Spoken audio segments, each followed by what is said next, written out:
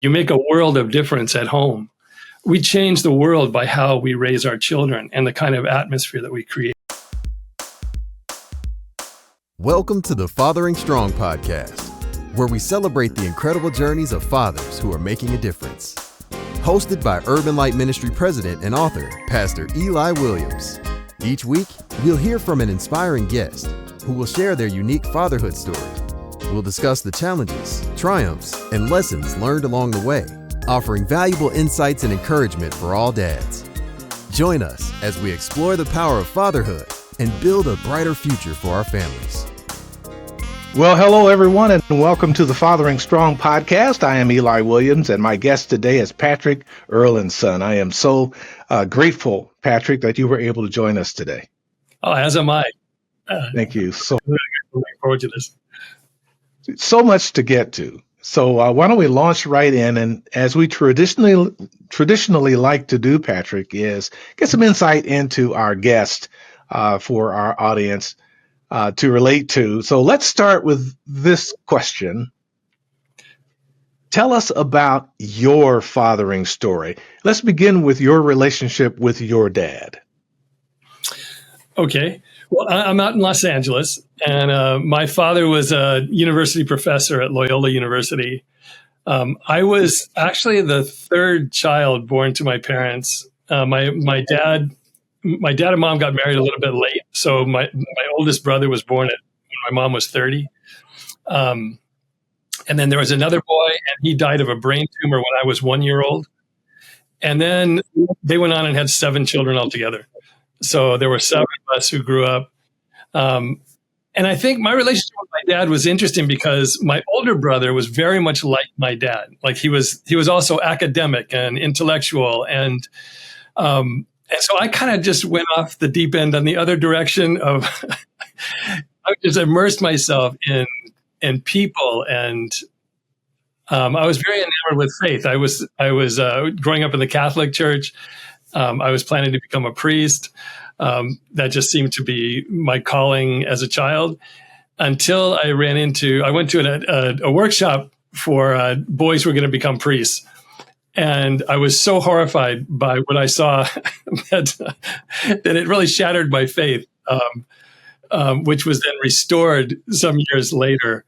But my relationship with my dad was a little bit complicated. It was, I didn't want to try to compete with my brother for his affection by being similar. So I kind of went off, like, just for an example. So I would hitchhike around America. When I was 16, 17, I would hitchhike by myself across America, around Canada, and had these just incredible experiences, best education. But one experience I had that really stood out with my dad was I wrote this poem when I was probably around 14. This was in the 60s, mind you. I wrote this poem, and it was called The Red, White, and Blue, and it was about America. and it was critical. And I showed it to my dad, and he immediately took out a red pen, being the English professor that he was, and started to make corrections. Oh, no. I was livid. I was just so angry that he was taking this approach. And then it was years later, I was working, and I had a boss, and I could see my boss had his really, really tight shoulders. He was really, really exhausted. I started to rub his shoulders. And as I was doing that, I all of a sudden just had this revelation that my dad was loving me in the best way that he could. He wanted to help me make my artistic expression the best that it could be. And this is the way he showed his love. And I wanted him to love me a different way, but that's how he was showing me his love. And I just broke down. I was just bawling. It was like, my poor boss didn't know what was going on. But it was this very emotional experience of suddenly tapping into how my dad loved me. And it was not what I expected. It wasn't what I wanted at the time. But then to kind of connect was so deep. And I just loved him all the more for it. That is a wonderful story. I love the ending to this story. But you were so angry, right? Because he didn't respond the way you wanted. He treated you like a student. Exactly. When you wanted your dad to be proud of you. Yeah. Ever since then, I've hated red pens. I get it. You were traumatized. Keep that away. Wow. Yeah. I got to ask you, though, What was it that you experienced in the boys who want to be priests thing? Well, I was the youngest person who went. I think I was probably 14. They were probably all 16, 17. But they were so non-spiritual. They just didn't have this like love for God and holiness that, I mean, a lot of it was my immaturity. I spent my days reading the lives of the saints, and here I was expecting these kids to all be walking on water and, being willing to be barbecued by Got Indians. it. Got it. But, Right. but it was, their conversations were about things that I felt were just really not very religious. And it really shattered my faith. It was really a profound experience for me that really diverted me from what I thought was going to be my course in life. All right. Well, so then you've got children of your own. I have 2 daughters. Tell us about your parenting experience. What were the circumstances around your first child, and what were some of the joys and challenges of becoming a parent? Well, that's a little difficult. So my wife and I tried for years to have a child, and we couldn't. And we knew another family. They already had a number of children, and they offered us. Their wife was pregnant again, and she offered this child to us if we wanted to have this child, knowing that we were having this difficulty. It was really like just this blessing from God. It was really it's really hard to put into words. I mean, just the feeling that someone cared about us and loved us enough and wanted us to have the experience of being a parent was really humbling and just beautiful. And so we received our first daughter through adoption. And I just remember laying on the bed, just looking at her and just being completely just blown away by this child that needed my love, that was dependent on me, but also I felt like, man, I need this child as much as she needs me. I need her to awaken this whole part of my heart that was like dormant inside of myself. And then later it was interesting. So then my wife had a miscarriage at 5 months, which was one of the most painful things, I think, for us to experience. We were laughing and joking, going into the doctor for a random checkup and finding out that there's no heartbeat. And that was a moment that I was so moved by my wife, where she, we were crying, we're walking around trying to deal with this, just being shattered. And then she said, "I'm so glad this has happened, because now I can understand the heart of a mother who's lost a child." And I was so moved by that. It's one of the things that's really kind of like inspired me throughout our whole, our 43 years of marriage. Did I get that right, or is it 44? Oh God. I better get that right. But then she got pregnant again, and we had our second child. So they were 3 years apart. And then right after, my wife's Japanese, and right after the second baby was born, 3 months later, we moved to Japan.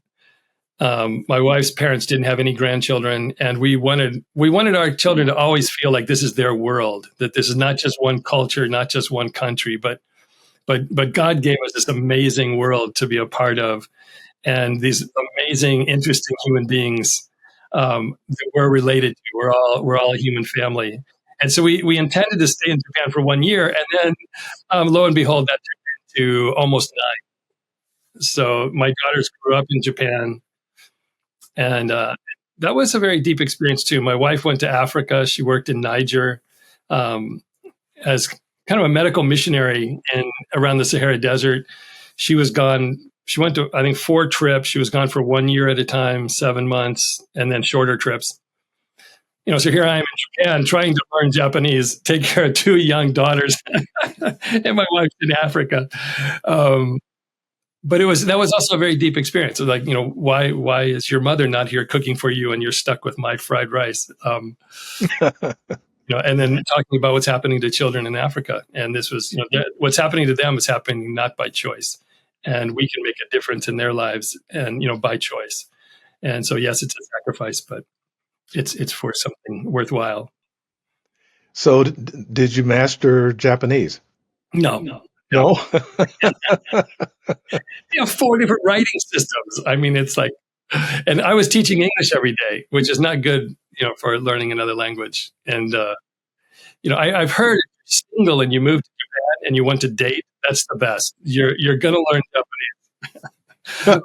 You've got extra motivation. Japanese. Yeah. Yeah, I get it. But I Fascinating story, Patrick. yeah, Thank you yeah, for sharing it with us. I want to move now to your work, and it involves fathers. very What? much so. Just give us a quick overview of that, and then I'm going to ask you about your motivation. What fuels you to be doing that work? So first, just an overview of your work at FatherCon. Okay, so I started FatherCon. I'd worked with the United Nations with the Refugee Agency here in Los Angeles when they opened an office around 2019. I was teaching English. I changed my profession, everything when I was in Japan. So I was teaching English. Then the United Nations opened an office here during the Arab Spring. So it was a time of heightened, suddenly you had 40 million additional refugees in the world. And so there was a lot of anxiety about having people be aware and also raise the funding to take care of these people. So I quit my job teaching and I joined UNHCR in Los Angeles. And we would get these reports from the field agents around the world who are working directly with refugees. And one story came from East Africa, which was children escaping from the Darfur region, from South Sudan, from Ethiopia, who, where there was a lot of conflict and fighting. And they were trying to get to Israel. So they had to cross Egypt to get to Israel. And then they would be taken in as refugees and they would be able to find jobs, things like that. But they had to cross Egypt.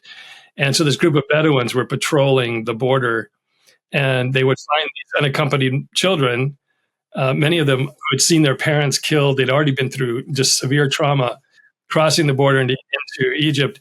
And they would befriend them, take them into their community, feed them, sit around partying with these refugee children. And then they would send for a doctor from Cairo who would come down and drug them and proceed to cut out their organs and bury them in the desert.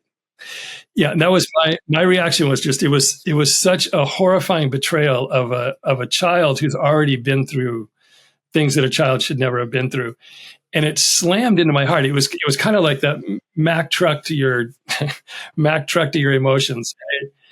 And I just started researching everything I could find on human trafficking, on the things that were happening to children, from child soldiers to labor trafficking, and then to sex trafficking, and then discovering just how prevalent this is here in America. That we have tens of thousands of girls that are disappearing, that are being exploited in all different capacities. We have children climbing out of their bedroom windows. We have 12-year-olds climbing out of their bedroom windows at night to go take care of a customer because their trafficker is, controlling their behavior.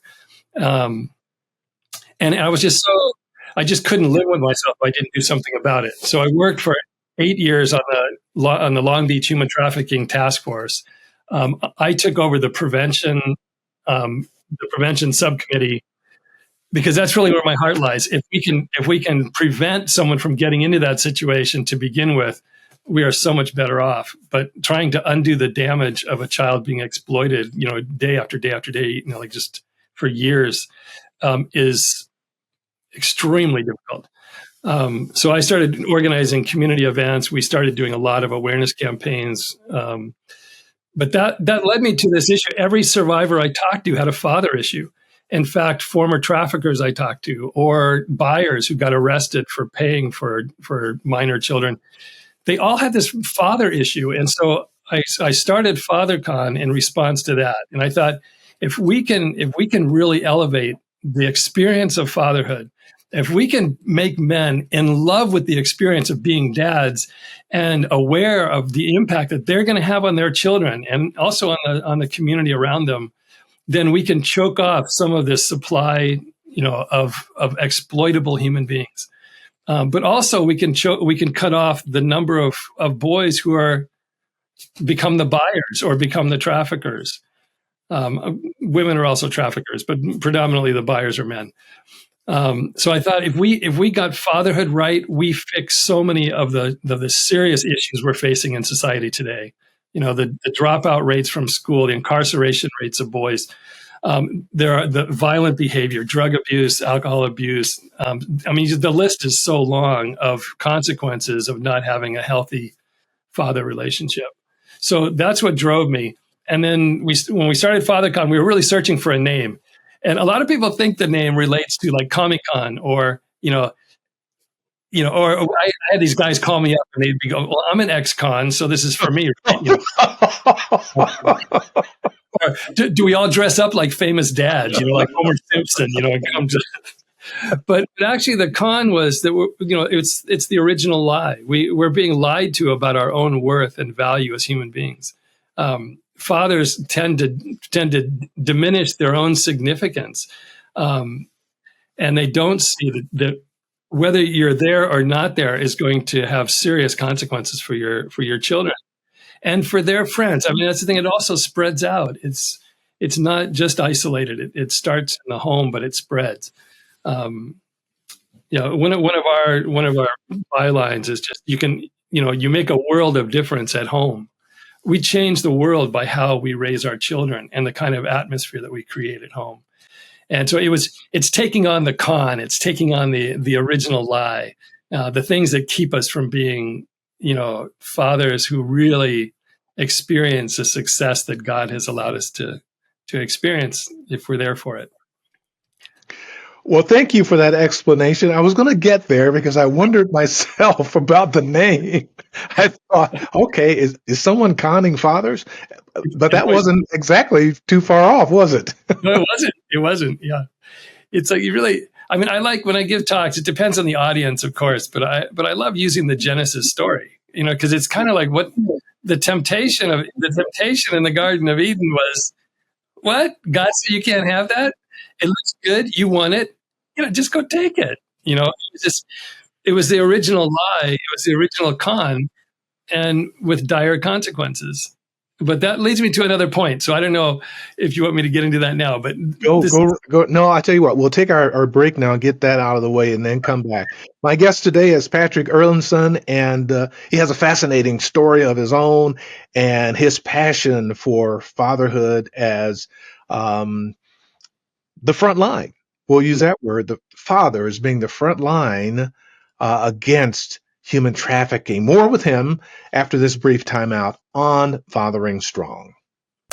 Looking to be the best dad you can be? The Fathering Strong podcast is your guide.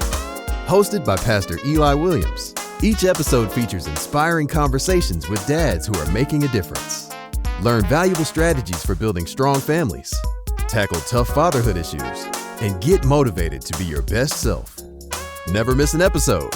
Subscribe to the Fathering Strong podcast on YouTube, Spotify, or Apple Podcasts. Your subscription helps us provide free services and resources to families in need. Don't wait. Subscribe to the Fathering Strong podcast today and join our community of dads committed to building strong families. Together, let's make a difference.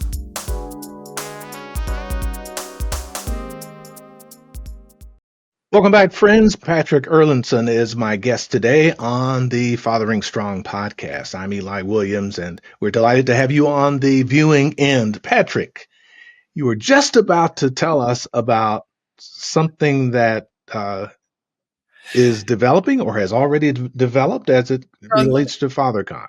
It's more like the motivation. It feeds into the motivation, but it's okay. It's this idea of entitlement that I find, I was just relaying about the Adam and Eve, Garden Gethsemane story, or Genesis story. And whether you're religious or not, whether you're a Christian or not, the story is so profound in its impact and it's how it plays out in our lives. And so the one thing that I felt was that it's this sense of entitlement. So what the temptation was that, God's telling you can't have something, but it looks good. And, you didn't ask to be born. So if it's something that you want, just go take it. It's that heart of entitlement that allows us to then take something that doesn't belong to us, that wasn't given to us, that we haven't earned. And then if you buy into this idea that you're entitled to something that you don't have, that you haven't earned, then if you don't have it, that's what you focus on. You don't focus on any of the wonderful things that we do have, all the other trees in the garden that we Yeah. do. And all you see is, man, I want that one, and that's the one I'm not supposed to have or I don't have. And then that leads to a sense of victimization where it's like, well, somebody's keeping me from having something that I deserve and I'm entitled to, which then leads to a justification. So it's okay for me to go and pay for this 12-year-old because I'm not having this kind of experience with my wife at home that I'm supposed to be having. Because, I'm spending 6 hours a day watching porn, and porn is telling me that I should be having this kind of sexual experience, and I'm not having it. And so my wife is keeping me from having this experience, or my girlfriend, whoever it is. So it's okay for me to go out and pay for a person to satisfy this. And it's this sense of entitlement. I think you see it everywhere in advertising. It's in politics. It's even in the church, where you have the encouragement of this idea that you're entitled to something that you don't have.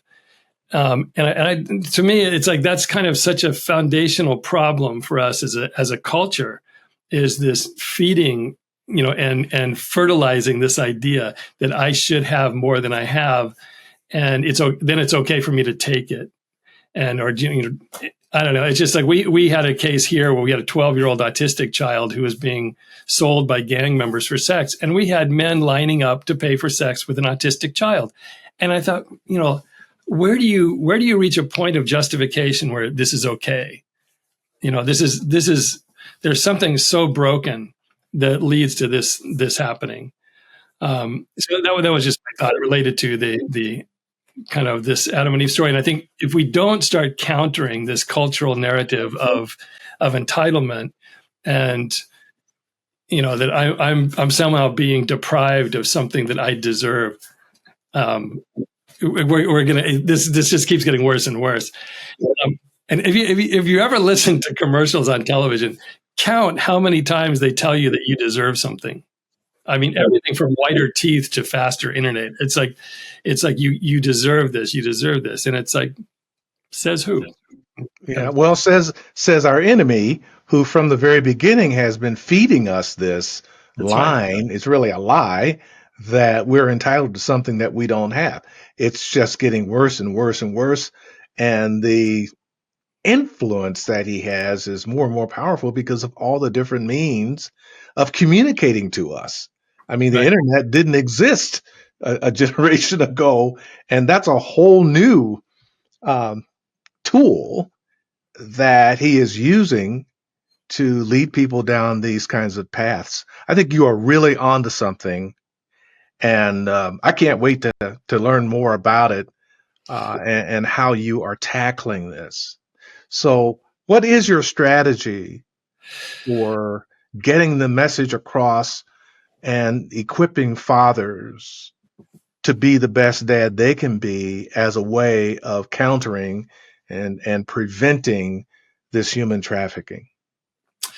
So FatherCon was really set up. I mean, my original idea was we wanted to have a gathering of men.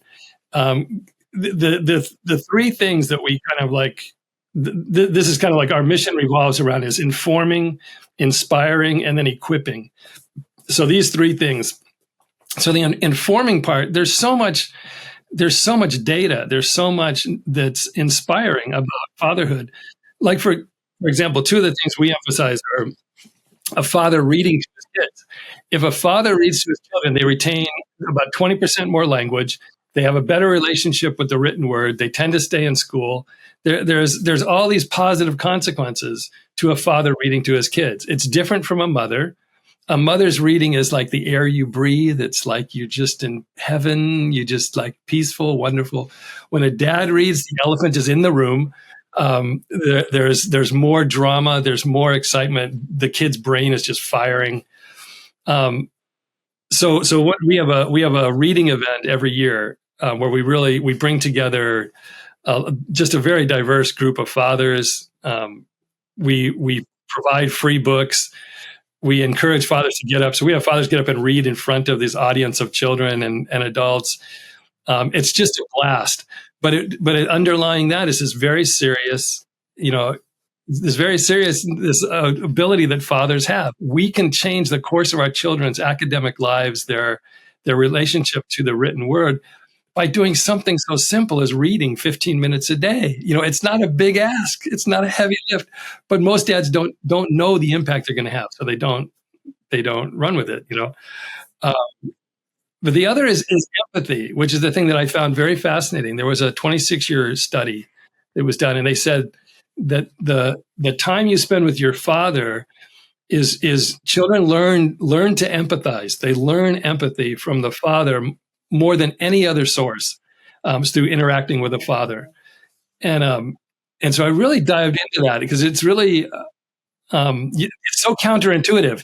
You just think, oh man, you must learn empathy from your mom. She's the one who's sacrificing all the time. I mean, generalizing here, but you witness empathy in your mom on a really daily basis. We don't usually ascribe that to our dads, but the way that fathers play with their kids is extremely instrumental in developing empathy.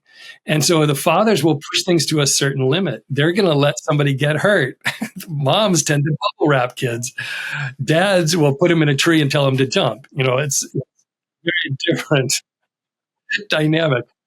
But in the course of letting someone get to the point where someone gets hurt, the child learns that they have to be aware of and care about the feelings of other people.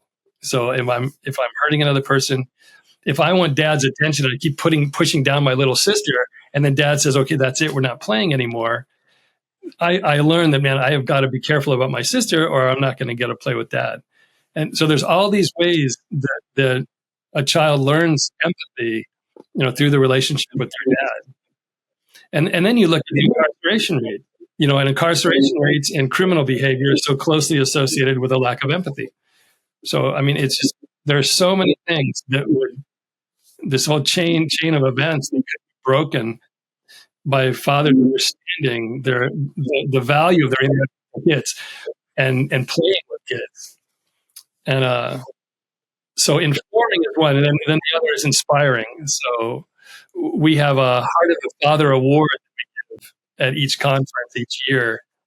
We usually give three Heart of the Father awards. And these would be for someone who's an excellent dad with their own family, someone who's doing something above and beyond, someone maybe who isn't even a biological father, but is the heart of the father for other children.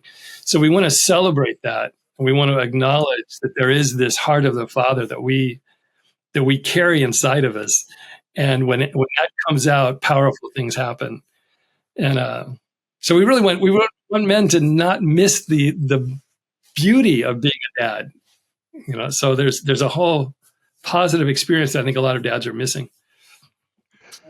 Wow, that's a lot of really good stuff, Patrick. How long have you been at this now? We started FatherCon in 2018, and we just had our 5th conference. We had 2 years break with COVID, but we're planning now our 6th conference. The last one we had was 2 days. It was about 20 different workshops covering everything from, fentanyl, cyber safety, male-female relationships, grieving if you've had a father die. I mean, we covered so many different topics.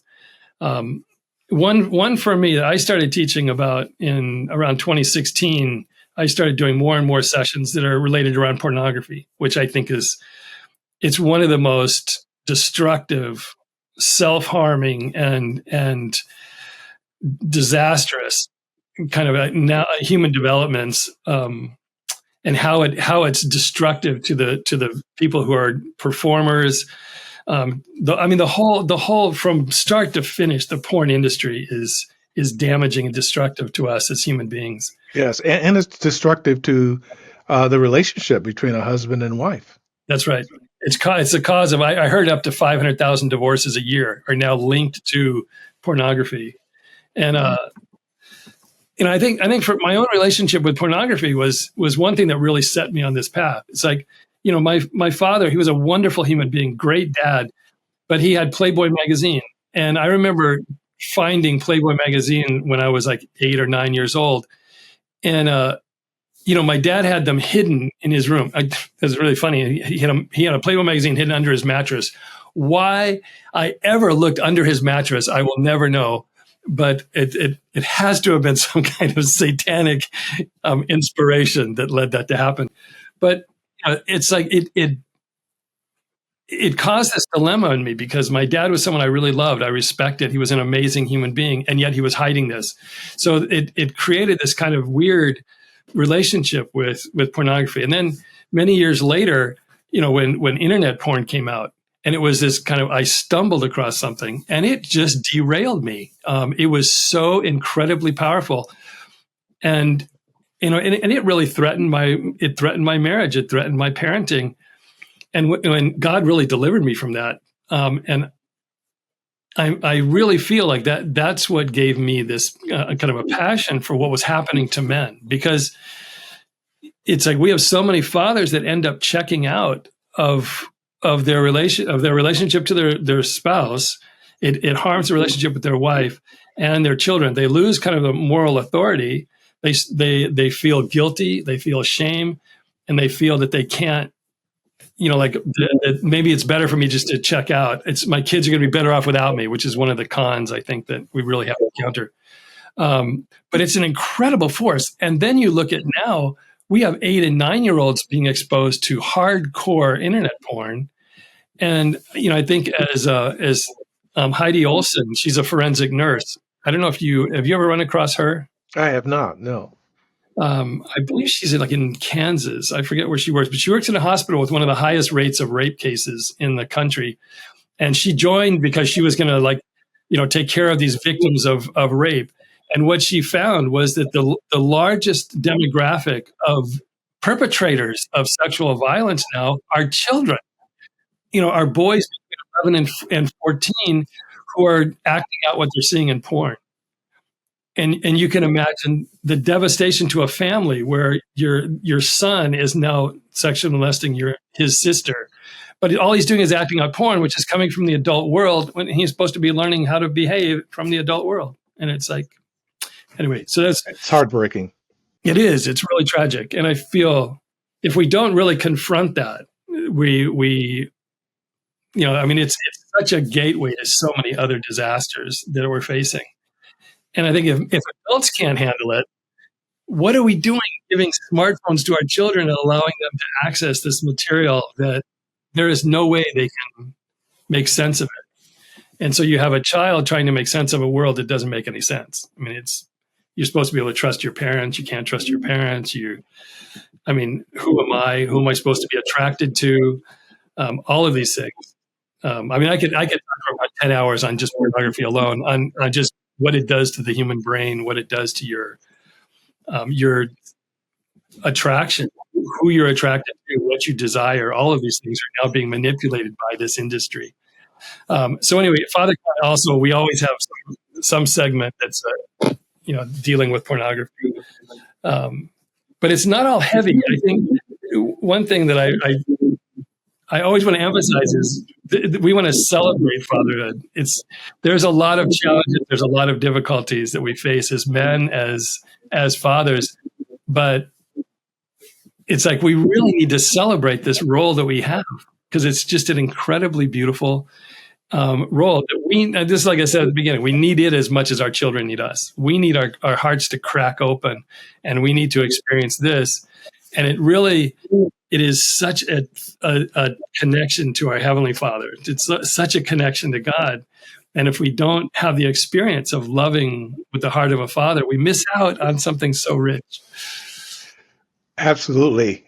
Your message is so on point with where we are and our mission here at Fathering Strong. So I'm anxious for a conversation with you about what it would look like to team up to do something on this side of the country, targeting fathers with this very needful information that you bring, the inspiration that you bring, the experience that you've had that you can share, because we've got the same issues here as is everywhere else. So I'll be looking forward to those conversations. So what have been the main obstacles that you've had to overcome in your mission at FatherCon? I think from everyone that I've talked to that works with fathers, there's a difficulty with giving men a safe space that they feel that they can come and look at themselves honestly and openly, where they realize that there's something more. I could be doing better, and I need, so I need this. I need to reach out. I need to make some effort in order to become that dad. And I think that's hard. Fathers also kind of, we are caught up in making the money for our families. We're caught up in all of the concerns, the material concerns of life. And so to actually feel that this is something that I need, that I'm going to give up a Saturday morning, or I'm going to give up some time for, is always a challenge. I think, so to me, it's like, how do we balance this idea that this is something that is going to make your life better? It's going to make you happier. I feel like we really need to change our measure of success. We for so long, we've measured success by external accomplishments, our jobs, our cars, or those things. But if we really change so that our measure of success as a man is to become a father or have the heart of a father, not everyone is called to become a biological parent, but every single man, I believe, is called to have the heart of a father for others. We have a world that's starved for healthy father love, but it's yeah. There's a lot of challenges, but I think that one of changing the measure of success, so that we start to see ourselves like my ability to love other human beings as a father. That's where my real success lies in life. And like my father passed away in 1995, and we were all there in the hospital room with him, and he, as soon as he left, it's like we all started telling stories about my dad. And it's like all 7 kids and a few of his close family friends. We were all there in the room, and we were laughing, just hysterical laughter, crying. It was this celebration of this man's life who touched so many people. But it had nothing to do with work or cars or, like all of these material things didn't matter. It was here. His children were there loving him and celebrating his life. And I never forget that feeling. It was, I think men get deceived. We get so conned into thinking that having the big car, having these material things is what really makes my life successful. And it doesn't. Yeah. So that's all a part of the father con. Yeah. I'm really getting into the name now. It's making a lot of sense to me. Very good. My guest today is Patrick Erlandson on the Fathering Strong podcast. We will continue and finish up our conversation with him. And Patrick, I'm going to ask you about your future goals for Father Con. And what do you see as the long-term impact of your work? Stay with us. This is the Fathering Strong podcast. We'll return after this message. Children benefit significantly from the presence of committed, loving, nurturing fathers. Strong fathers contribute to stable families and safe, healthy communities. Fathering Strong connects, engages, and empowers fathers. Join the fatherhood movement at fatheringstrong.com to discover a wealth of resources, from inspiring videos to informative articles and instructive courses. By subscribing to our resources, you're not just helping yourself, you're helping Fathering Strong provide these valuable tools to families in need. Visit fatheringstrong.com, download the app, and subscribe to our YouTube channel today. Together, let's build stronger families and communities. My guest today on the Fathering Strong podcast is Patrick Erlandson. He is the founder of FatherCon, and it has a wonderful mission. And I'm just enthralled by it, and I'm looking forward to exploring ways in which we can collaborate. I believe in collaboration. I believe you do too. Whatever we can do together makes what we do even better. So, what are your future goals or plans for FatherCon? Well, they're big. Let's have it. I wanted to share one thing. So I was asked to come and speak at the United Nations in Vienna in 2023. And so the UNODC is the United Nations Office of Drugs and Crime, which is over human trafficking, organized crime, all of these things. Anyway, I was there for a side event to do a presentation on, fatherhood and the importance of fatherhood. But then I got asked to speak to the plenary session. So all the delegates from the world, it's about 400 delegates. And I spoke about, these things. If you want to reduce crime, if you want to improve education, if all of these things that are supposedly the goals of the UN, we need to focus on support for fatherhood. We need more investment in creating the support systems for healthy fatherhood, not just funding single motherhood. Kind of what's been the response to single motherhood is incentivizing more single motherhood. Like, you make it more and more convenient and easier to be a single mother, financially anyway, but at the detriment of children. So anyway, I gave that talk, and then I was really moved. These delegates came up to me and they go, "Nobody ever talks about fathers here." And this is kind of insane when you look at the data, when you look at how important and how clearly important it is for fathers to be in the lives of their children. So I think part of our mission is, I really want this to expand and take every and any opportunity to connect fatherhood to other agencies, other departments, other efforts that people are making. Like, we had the DCFS, which is the Department of Child Protective Services. They've come and given presentations at FatherCon. And one of the heads of DCFS here in Los Angeles, she realized through FatherCon, that they were overlooking fathers.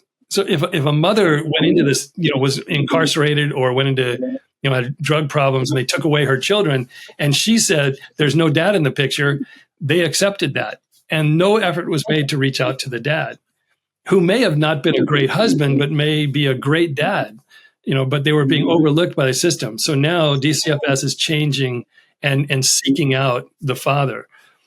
So I want to have that kind of impact. We want to impact agencies and institutions to incorporate consideration for fatherhood, as well as, so, our hope is it will start a movement. We really want to see a movement like Promise Keepers, or, that was really centered on male responsibility, on masculinity, but to really start something, we would really center on fatherhood.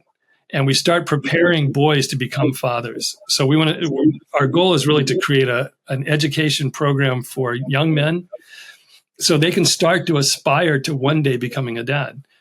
Why do we want to make all these mistakes and then bring them into our marriages and into our parenting, if we can avoid those things with a little bit of planning and preparation? Amen, brother.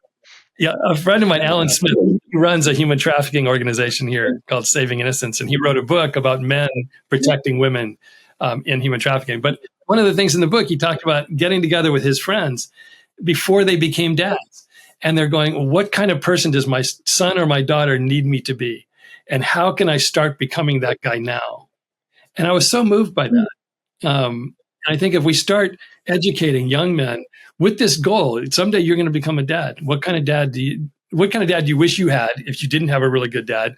What are the good things about your dad that you want to then incorporate into your being a parent? And how do you start to make decisions and start to prepare yourself for that one day you're going to become a father? I also want to do things with, we're now creating a program that would be an alternative to incarceration. So if you're a father who gets arrested for a nonviolent crime, instead of going to prison, which causes all kinds of stress on the family, leads to divorce, leads to shame for the children, but we create an alternative so that you actually become a better dad through the experience of, having been caught, committing a crime. I think there's just so many ways we can bring in fatherhood to kind of social institutions, to a lot of the effort that's being made on the part of churches, on across the board. So I want to see our conferences expand. We want them, as you have said, we want to bring them to the Midwest, to the East Coast. We have a group in Uganda that they just started organically. They looked at FatherCon, they heard about what we were doing, so they've started FatherCon in Uganda, and they have a group of almost 1,000 men now that are all looking at their experience as dads very seriously. And one other thing I want to emphasize too, I'm sorry, I'm just eating up the time here, but oh, you're good. is FatherCon is not a men's organization. It's fatherhood centered, which means there's a mother, which means that there's children. And I think a lot of mothers don't understand the significance of the father.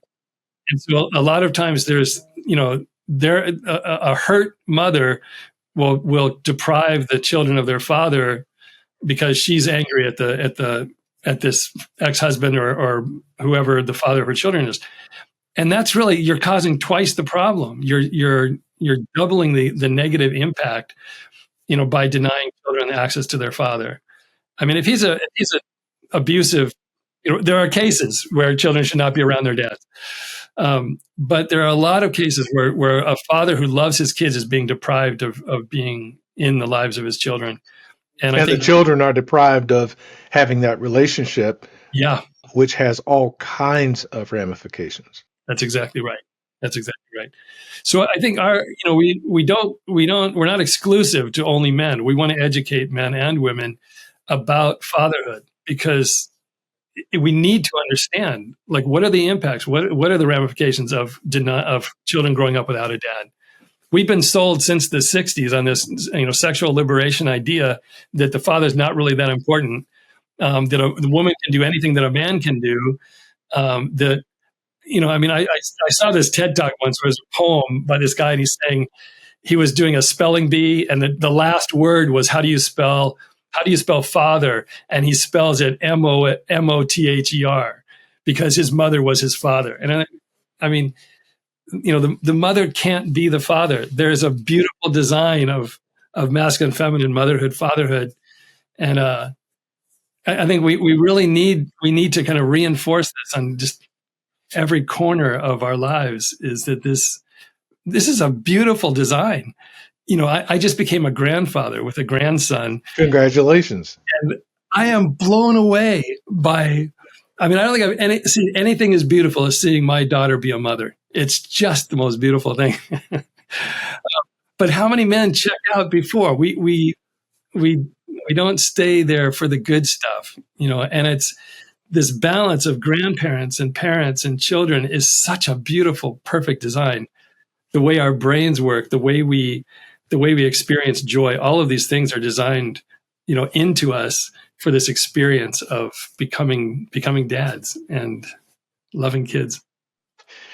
Well, Patrick, this has been so good, and we're going to have to do a part 2 because I have so many more questions.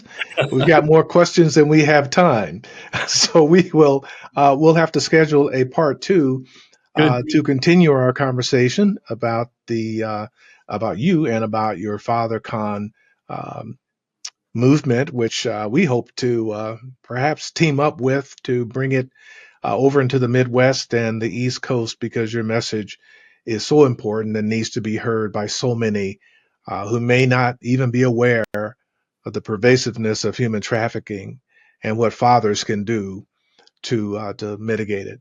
Yeah, Thank absolutely. you so much for joining us today. One last thing, how would someone contact you for more information about your work? Our website is at www.father and then hyphen, a little dash in there, and then con.org, O-R-G. And the same for my email address. They can reach out to me at Patrick, that's Patrick, at father-con.org. I don't know if you can see it up above me here, but the father and then the -con.org. I am more than happy to connect to anyone interested or has questions. Thank you so much, sir. I look forward to our next conversation, which I hope will be soon offline, to talk some more about what some kind of collaboration would look like. I'm all in, both feet. Thanks for joining us, folks, for this installment of the Fathering Strong podcast. By the way, I did do a blog post on the topic of human trafficking and the father's role in combating it. So be sure to download that. You can find it at fatheringstrong.com. And of course, our podcast can be found also there and on our YouTube channel, the Fathering Strong YouTube channel. Thanks again for joining us today. Thanks to Patrick Erlandson, and we look forward to seeing you again on the next installment of the Fathering Strong podcast. Take care. Thanks for joining us on another episode of the Fathering Strong podcast. We hope you found the conversation inspiring and helpful. To make sure you don't miss out on future episodes, subscribe to the Fathering Strong podcast on YouTube, Spotify, or Apple Podcasts. Just search for Fathering Strong in your favorite app. The Fathering Strong podcast is brought to you by Urban Light Ministries, a nonprofit organization with a 3-decade legacy dedicated to turning the hearts of fathers to their children. Thanks to your support, we're able to keep this podcast and many other resources free for dads everywhere. To learn more about Urban Light Ministries or to donate and help us continue this important work, visit urbanlight.org. The Fathering Strong podcast is a production of Urban Light Ministries. Eli Williams is your host, and Bruce Stapleton of the Momentum Group is the producer and engineer. Our theme music is provided by saxophonist Harold Rayford.